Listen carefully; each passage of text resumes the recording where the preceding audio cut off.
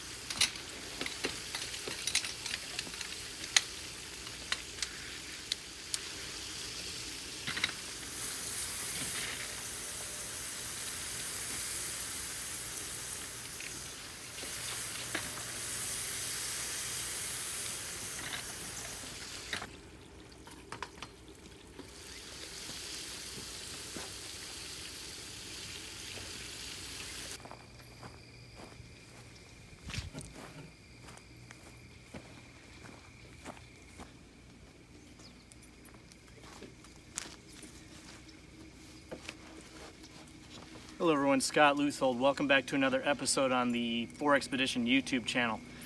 Today I'm coming to you from a ranch in southeastern Arizona called Double Check Ranch. And oftentimes I find in my life these days I really need a lot of peace and quiet and solitude. And so for this Thanksgiving weekend, 4 days, I decided that instead of doing the traditional Thanksgiving, that I would book myself a little Airbnb cabin. It's basically called Thoreau's cabin. It's a similar concept. It's a very tiny one-room cabin, and it's located right along a pasture of the ranch. And just beyond the pasture here, which I'll show you later, is a beautiful access point to the San Pedro River. And the San Pedro comes from the border of Mexico and comes very, very far up into Arizona. And it's a migration path for a lot of birds that migrate seasonally from Mexico to the United States. In fact, the San Pedro is often recognized as a river that is a corridor for hummingbirds that come up from Mexico. And it's just a wonderful place to spend some time and do some sightseeing. I intend to do a little bit of hiking up and down the San Pedro here. There is a family here. I spoke a little bit with the gentleman that lives up in the main house, which is pretty far away from here. We did have a little bit of conversation. I brought Shayla, my dog. There's also another ranch dog here that's really sweet. And I intend to spend 4 days here in complete solitude, alone, not communicating with anyone, and just doing a lot of hiking, a lot of reading, listening to audiobooks, maybe do some meditating. You know, oftentimes we work really, really hard, and we've got families that we raise, and we've got all of these day-to-day social engagements that we get involved with, and we don't really make time for ourselves. And I'm at a place in my life, anyway, where that's become a very important aspect of my existence. And in fact, I oftentimes need the solitude in order to maintain a balance. My work lately has been very hectic. I've worked a lot of weekends, only had a couple of weekends in the past month or so to be able to take some adventures, one of which you probably watched an episode that came out last week, which was a canoe trip down the Black Canyon. That was a really great experience with a number of friends.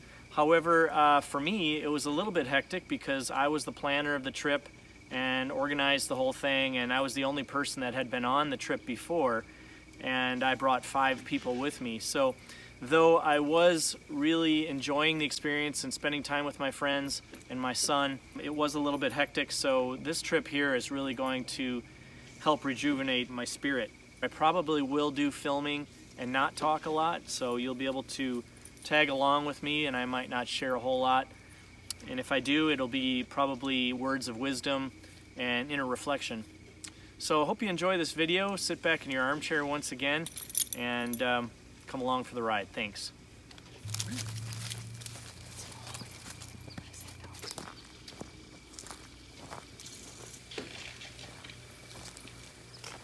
So as you can see here, my little cabin that I'm staying in is fairly Spartan. It's a one-room cabin. It's a I guess you might call it a replica of a Henry David Thoreau cabin.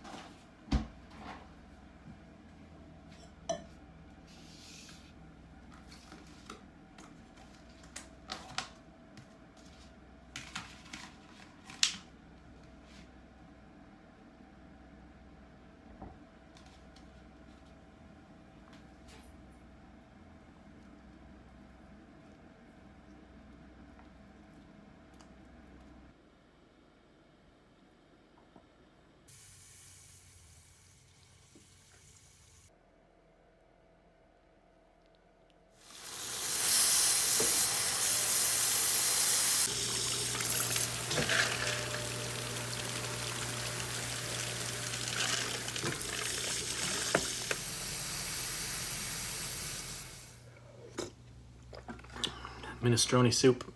Put a little shredded chicken in. I picked up the chicken from the grocery store pre-shredded. Got a real nice minestrone soup here that I really enjoy. Nice little olive medley. And I'm washing it down with a little bit of rum. So I got myself settled in here. Everything's looking like it's in real good shape. Probably just going to turn in early, read the book, and sleep in as late as I can in the morning. Get up with the dog and maybe take a walk down the riverbank here and come back, maybe do a little reading. Pretty ideal, this situation is exactly what I was looking for. I booked this last minute, and I've got an Airbnb list of cabins around Arizona, New Mexico, southwestern Colorado, Utah, and parts of California. And most of the cabins that I had bookmarked in there were already rented, so I was real hesitant about coming down here to this particular location. I was really looking for something that was more of in a pine forest, someplace I could have a fire in the fireplace. But I have to say that once I've arrived here, I just was pleasantly delighted to see exactly what I've got. It's just very, very simple, which is pretty much what I was looking for. I wanted a real simple environment. I wanted to experience a little more of what it's like to live in a tiny home. Honestly, if I buy a piece of land, I'll probably build something like this on it first before I build anything larger. I would imagine what I intend to do is build a 2-car garage with a second floor kind of studio space. as my first piece of property, as my first structure on a piece of property. However, I might actually choose to do something like this first, because this is certainly livable for a period of time while you're building something else. Of course, I'm going to have the Sprinter van at some point when I do build, so I can always use that as well. And I also have thought at different times about maybe building a deck on the piece of property to park a camper on while I build a cabin or something like that. Anyhow, it's all up for speculation at this point, but in the meantime, I just kind of decided I needed to submerge myself in this kind of an experience more often and satiate my desire for living this way while I go out and work in my career position and build a legacy retirement so that I can do all those things that I've chosen that I want to do in the future.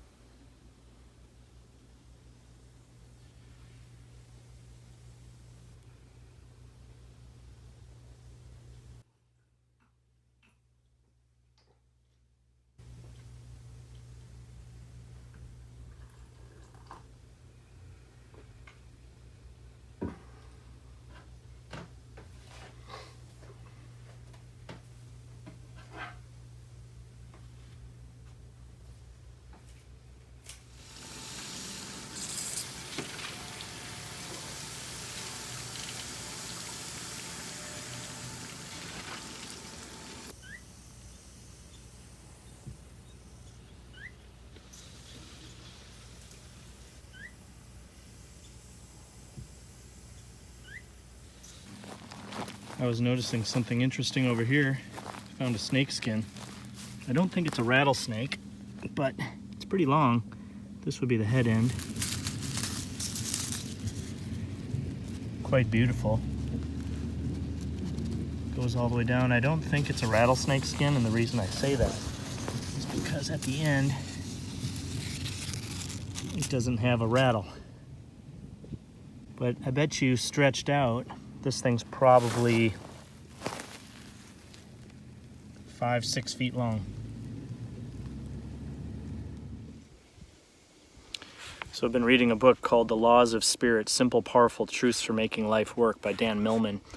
And some of you may be familiar with Dan Millman's work. He wrote The Way of the Peaceful Warrior. If you haven't read that book, I highly recommend you do so. It's a really good read.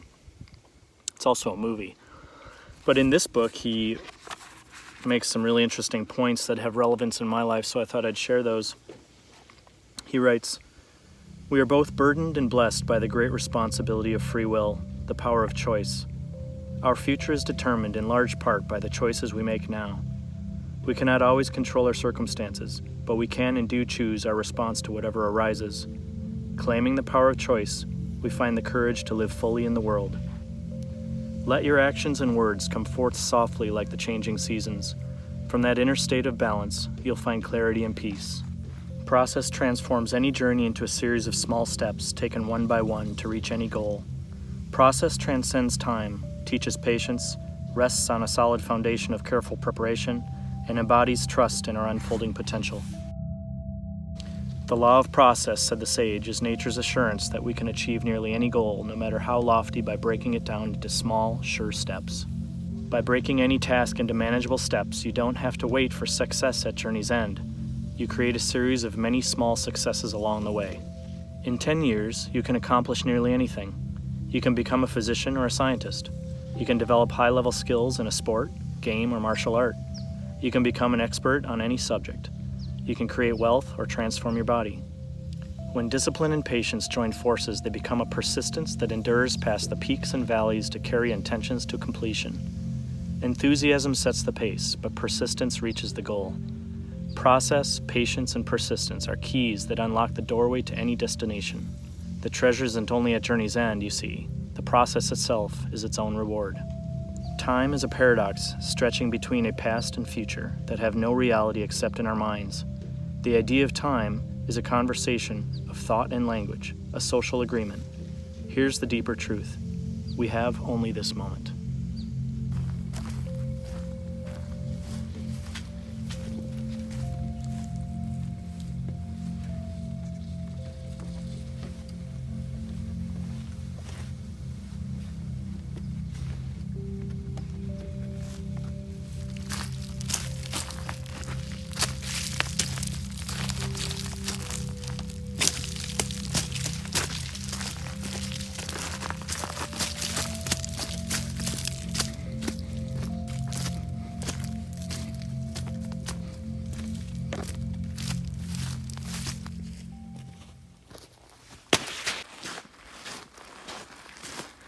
So this is the San Pedro River. Certain times of the year it flows a lot more, I'm sure. Typical of any wash. But it's such an amazing space because on either side of it, for as far as you can probably see, it's all Sonoran desert. So literally about the equivalent of a city block on either side of this. You'll see a lot of trees and foliage and some ranches like the one I'm staying at. But outside of that, it's pretty much just mountainous, cactus-covered desert. It's pretty easy to see how a ribbon of water like this can become a major thoroughfare for migrating birds.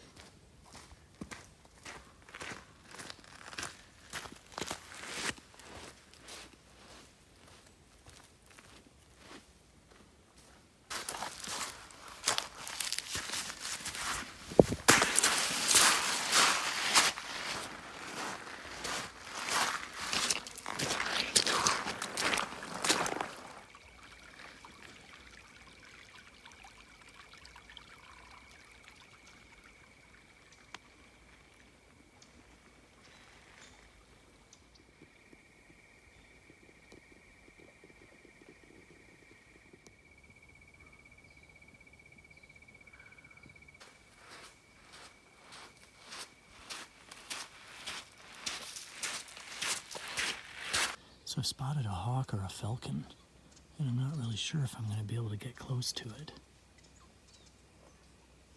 It's right there.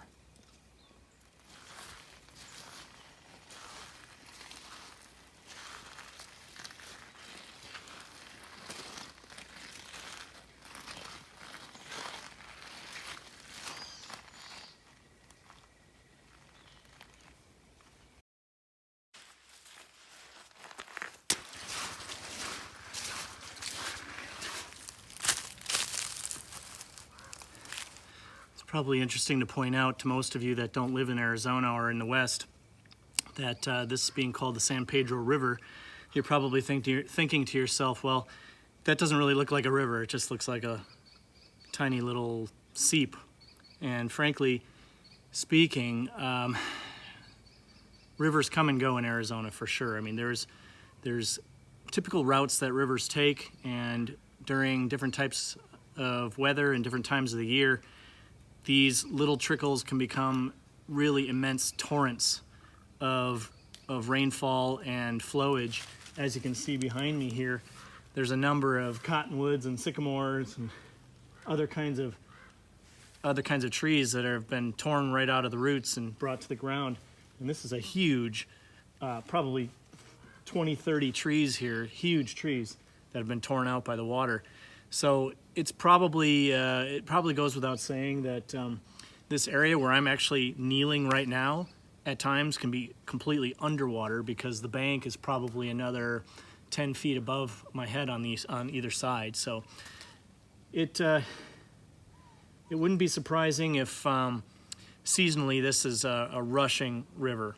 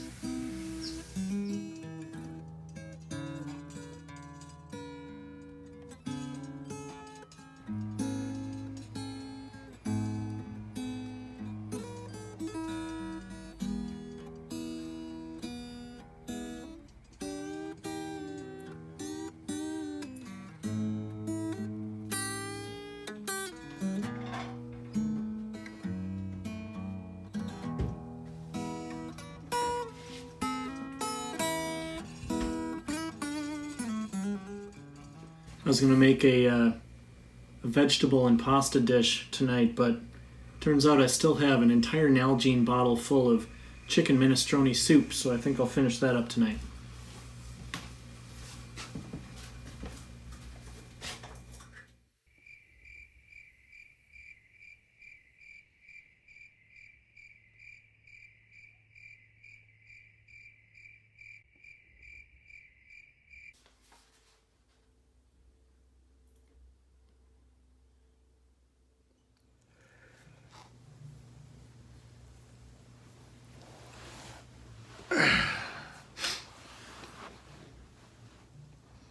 So I got a text message from Paul, the owner of this ranch. I did a little research on him. It turns out he's a pretty interesting guy. He graduated from Harvard. He's a respected writer, and he's been quoted in a couple of different books and so on. Seems to be an advocate for environmental issues and things like that. Anyhow, so I wrote him on Airbnb and just kind of shared a little background about myself. And he wrote me back this morning and actually offered to have me come stay at one of his other cabins on another ranch he owns. Actually owns more than one ranch.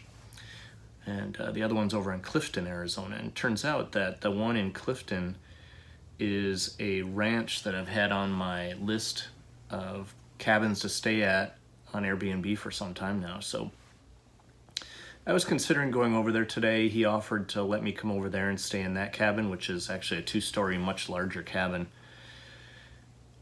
But I don't think I'll go. Probably would defeat the purpose a little bit of what I came here for, just to have a lot of downtime and rest and relaxation. Clifton's probably 2.5-hour drive from here. I considered going over there and checking it out since I don't have to be home until tomorrow evening.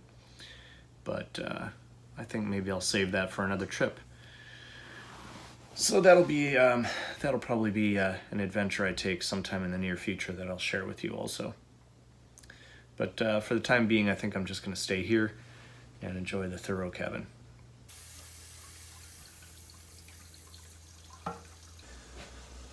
Pretty interesting. Around 4:30 or 5 o'clock this morning, I woke up, opened my eyes, and this cabin here has got a lot of windows, and it's actually pretty bright in here at night this particular weekend because there's a full moon, which is pretty cool.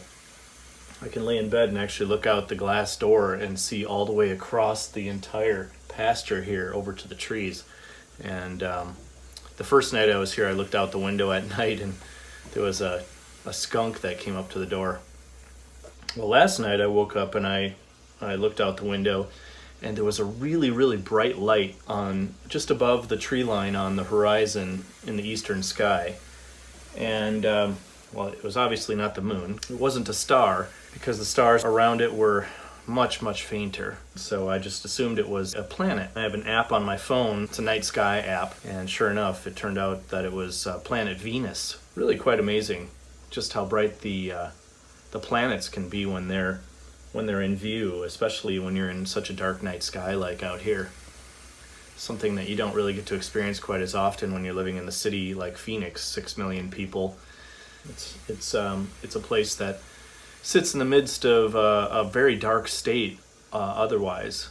And actually Flagstaff's considered a designated dark sky city, mostly because of the observatory that's there. Outside of Tucson, there's Kitt Peak, which has, I think, 5 or 6 telescopes. Then there's also a telescope up on the top of Mount Graham, and that one is owned in part by U of A and also the Vatican, believe it or not. That one actually is called or nicknamed Lucifer, which I think is pretty interesting. It's actually the only telescope, I believe, that the Vatican has any ownership in. Anyhow, there's a place just below Mount Graham called Eden Hot Spring that a friend of mine is a caretaker for. It's a private property that has an incredible hot spring on it, and I stay out there every once in a while. And you can literally sit in one of the hot spring pools and look straight up at Mount Graham, and you can see Lucifer sitting on top of the mountain there. So, pretty interesting.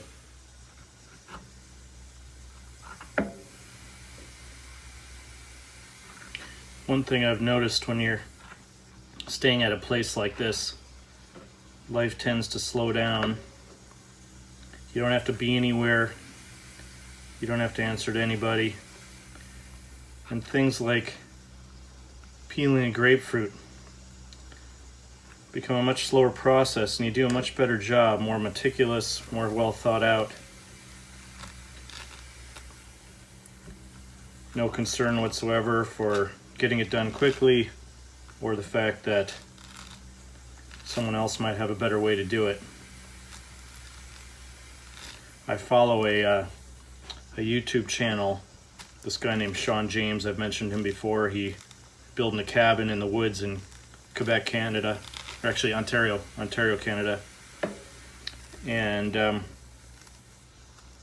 somebody asked him not too long ago, after building his cabin with his bare hands and no electricity, cutting the logs and peeling them and doing everything, if he'd gotten any injuries along the way over the last couple of years. And ironically, he's not had a single injury. And I believe that's, and he attributes it also, and I believe also it's because he's able to take his time. He has no set schedule to get a cabin done by a certain time. In fact, he probably wants to do it slowly because it's his own cabin and he wants to make sure it's done right. It's a really interesting way to think about life. We all move way too quickly throughout the day. We all have too many things going on, and we all actually load up our own schedules with that. So, a place like this gives you time to reflect, gives you the opportunity to consider what you do have going on in your life, figure out what things maybe could be removed from your schedule that are not that important.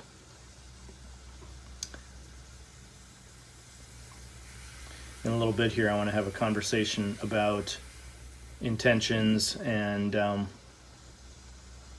purpose with the things that we do. But for now, I'm going to eat my breakfast. The rise of the higher brain took less than 30,000 to 40,000 years, a blip on the screen of evolutionary time. To discover where the evolutionary tidal wave is headed, we need only explore one of the most amazing human traits, shared so far as we know by no other living creature. We are aware of being aware. The next horizon, it turns out, is inside us. And if we want to take the next leap forward in our evolution, the only map is the one we create for ourselves, in our own consciousness. Yet if we abandon the illusion of separation, there is no need to choose either or. The mind feels personal, and at the same time, it is cosmic.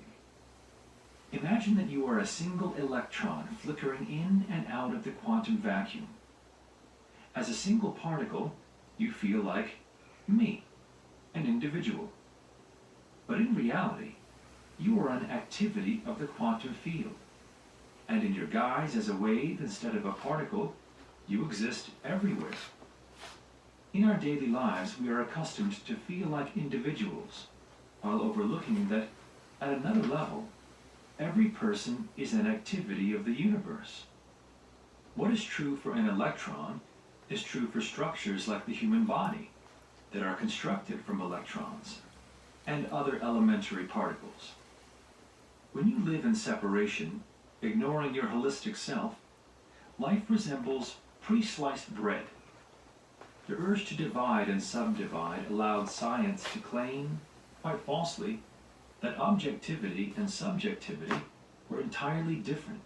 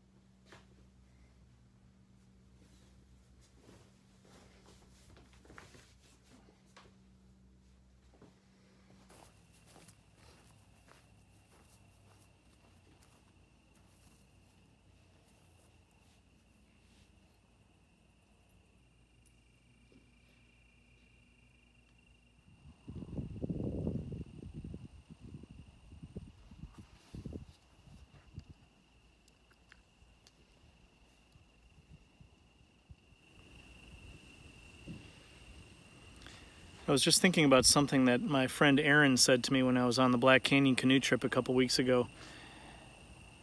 he was commenting that pretty much everything that I do is a means to an end.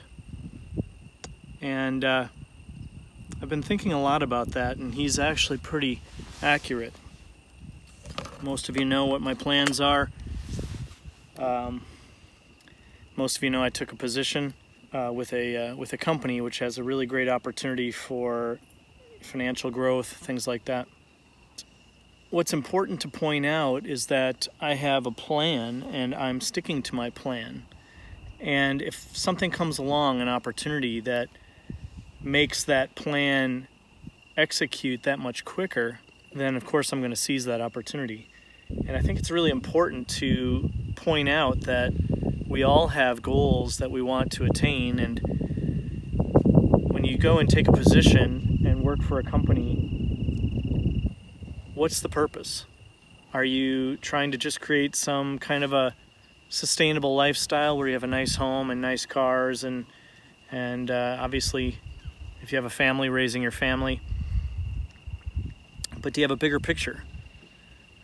In America, we tend to believe that we can attain an American dream, and in order to do that, we have to have a certain kind of a job, we have to make a certain kind of money, we have to have a certain amount of credit,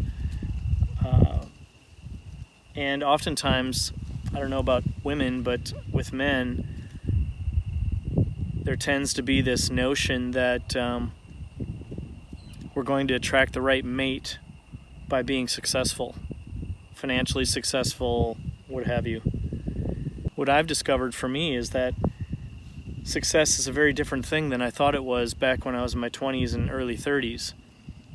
It's really important to set intentions also.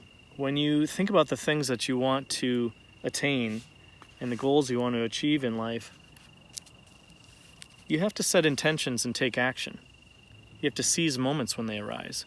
I'm hoping that by watching my channel over the course of the next year or two, people will start to pay attention to the storyline and see the intentions I've set and the actions that I'm taking in order to achieve my goals. And eventually, I hope that many of you will be able to experience the outcome of my goals. If I build a facility of some kind on that property and invite people out there to experience nature in the way that I'm accustomed to, some of you may have an opportunity to come out and spend some time on that property. Paul, the gentleman that owns this ranch, from what I have gathered from him, he's set intentions in his life, and he's moved and taken action toward the things that he really wanted. But sometimes we strap ourselves so tightly that we don't have an opportunity to truly live the life we want to live, and instead we end up living a life that we think we wanted at one time, but it costs so much money and it takes so much time that we realize later on that it wasn't worth it. But then we're stuck with it, mostly because we're strapped with lots of debt, something like that. You can achieve your goals, and you can change your desired goals at any given moment, and you can change your actions to start participating in the activation of those goals. Do what feels right for yourself. Take your family into consideration, your partner and all that, of course, but your partner really needs to be in love with who you are as opposed to who they want you to be. So be who you want to be, and your partner will love you or not. You made commitments to be married, let's say, or to have children. You have those commitments to live up to and to honor. And I totally respect the sanctity of marriage, and I totally respect mothers and fathers being very participatory in the raising of their children. But that doesn't mean that you have to give up your entire self. Taking tiny steps every day toward your goals can at least give you a sense that you are moving in the direction you really truly want to go. I hope you stay tuned with the 4XPEDITION channel, because I don't plan on stopping production on these episodes, and I'll be able to share with you over the course of the next year or two how I achieve my goals.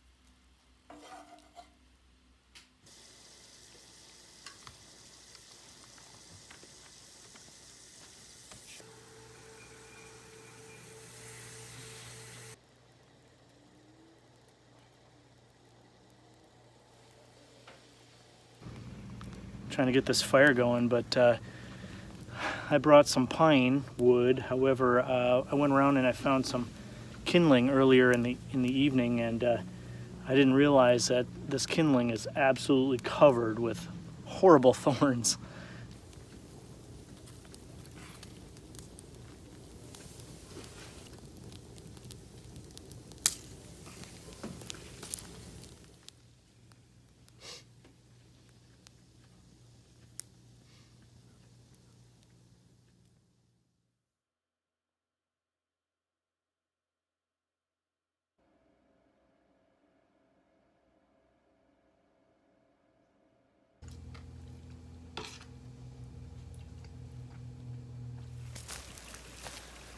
All right, everybody, I think that's a wrap. It's Sunday morning. I've packed up my things. Just had a real nice, relaxing morning this morning. I tell you, it's just been so wonderful coming out here. It's just so peaceful, relaxing, and it's just so beautiful. The weather's been fantastic. I really enjoyed sharing this episode with you, and I really hope you gleaned something off of it and made it all the way to the end of the episode. Look forward to coming at you real soon with another episode. Until then, take care.